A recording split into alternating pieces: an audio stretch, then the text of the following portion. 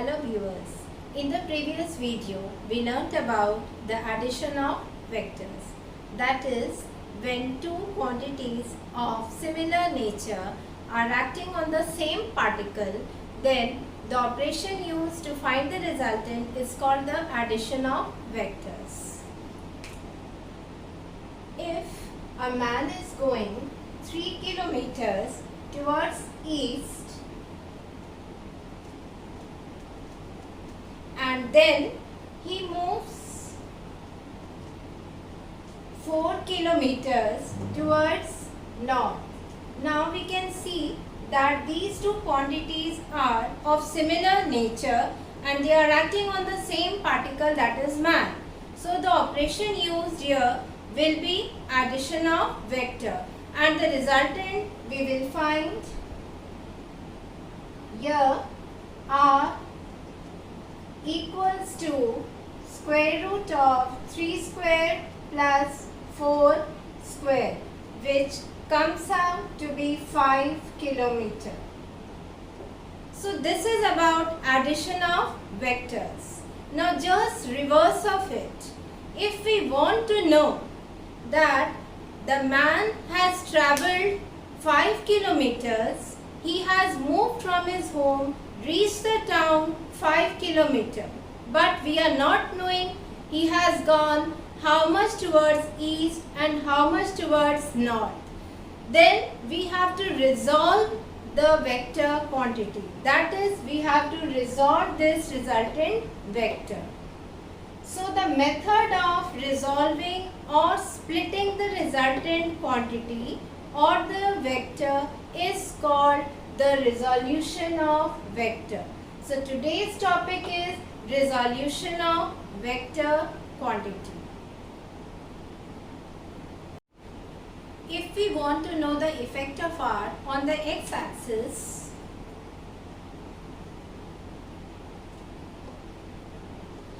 then we draw a line on the x-axis. Let this be OA and a line perpendicular to it on the y-axis. Let this be OB.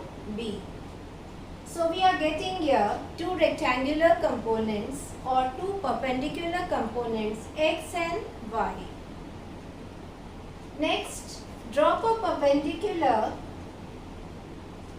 on the x-axis, that is OA. Let us name this PM and join this line. Let this be PQ. So we are getting this a parallelogram PQOM. We are getting a parallelogram over here.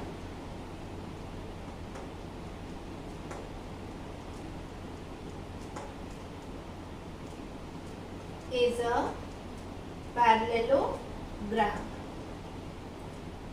X and Y are the rectangular components.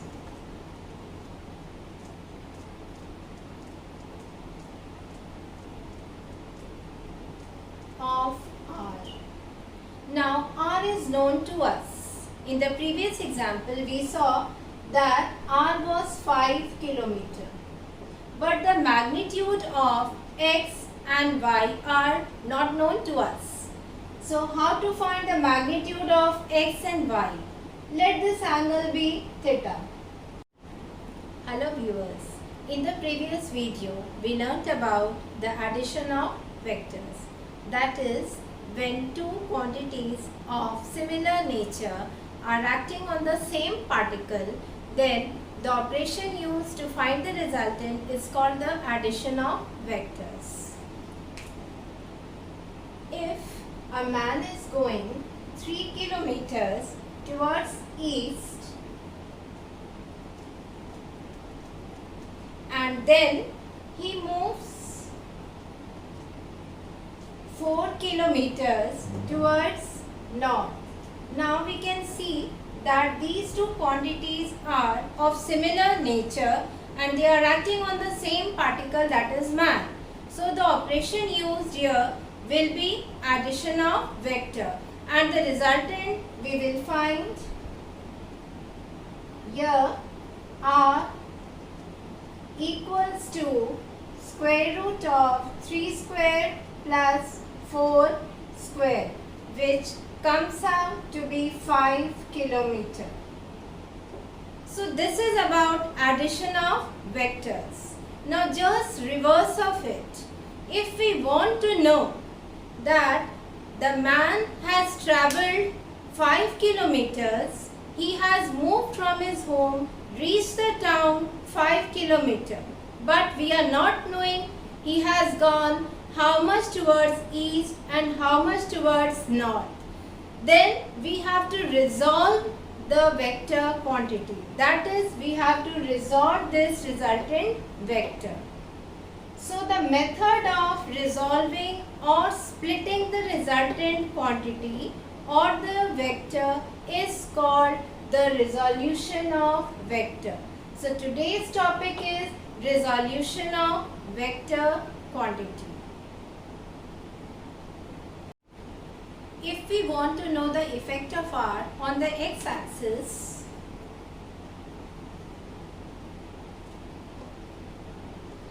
then we draw a line on the x-axis. Let this be OA and a line perpendicular to it on the y-axis. Let this be OB.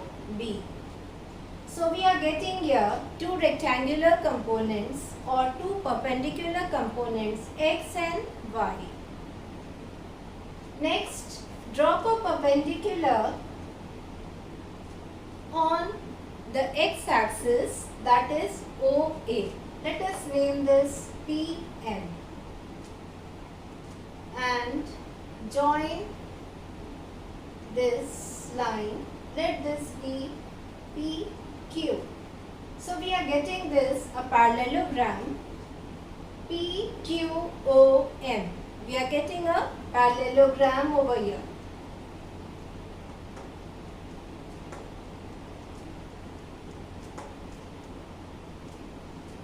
Is a parallelogram. X and Y are the rectangular components.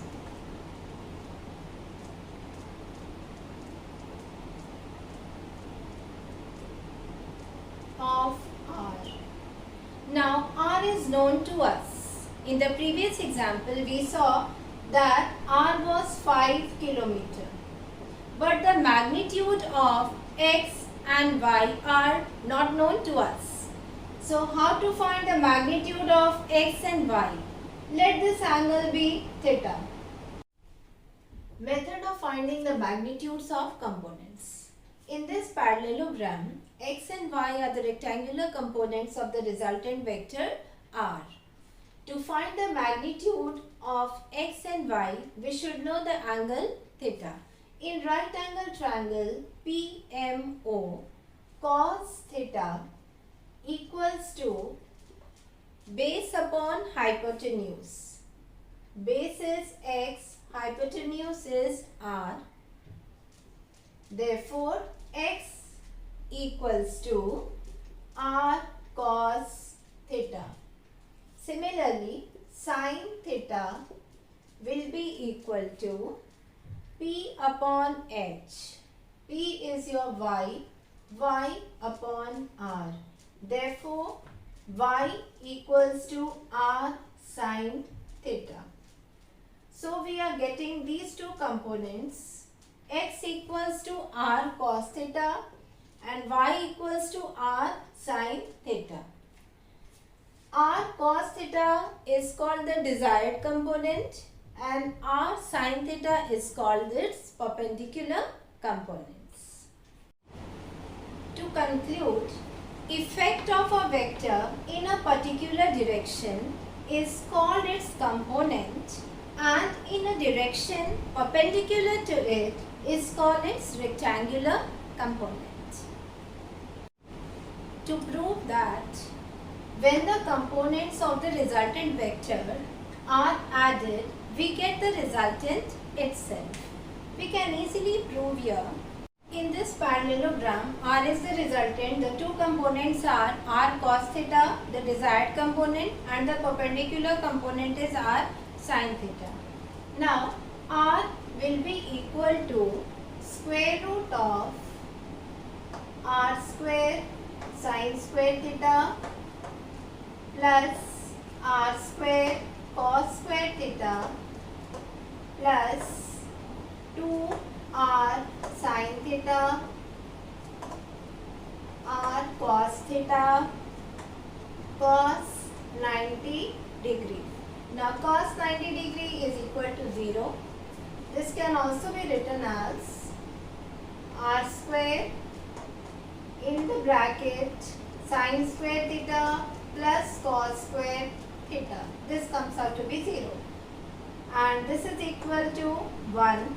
So, R is equal to R. LHS is equal to RHS. So, we have proved over here that the components when added we get equal to the resultant. Now, question is given over here. If a ball is thrown with a velocity of 20 meter per second, making an angle of 60 degree with the horizontal, find Vx and Vy.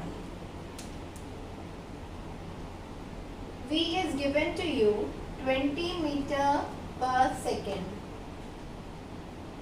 and it is making an angle of 60 degree with the x-axis.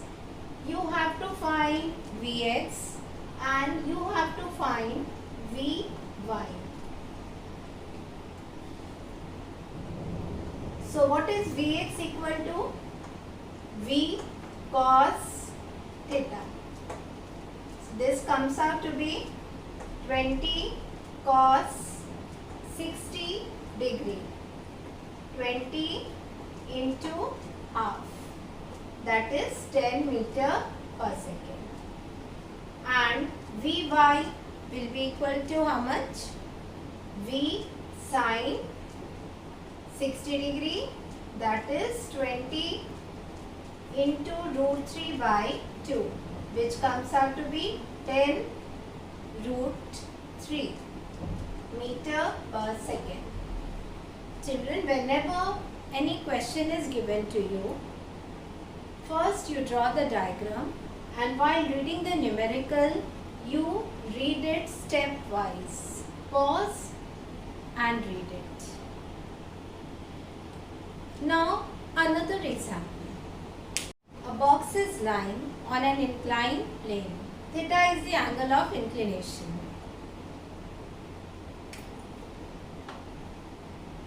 This is the gravitational force acting on the box. M is the mass of the box. G is the acceleration due to gravity. Now, if we have to resolve this force mg, what will be the components of this force mg? It will be resolved into again two rectangular components. One will be your mg sin theta and the other will be mg cos theta. Now to understand here how this angle will be equal to theta, I will be explaining it over here.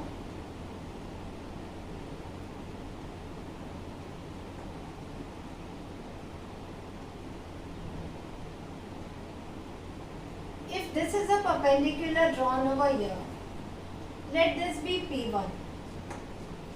This angle is your 90 degree.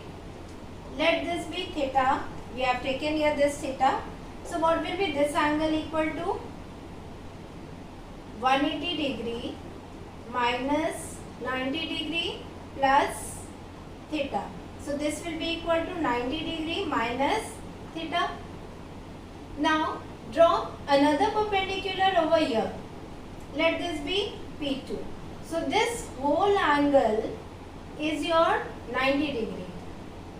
So this angle will be how much? 90 degree minus 90 degree minus theta. This comes out to be theta. I hope it is clear. And the component associated with angle theta is your mg cos theta.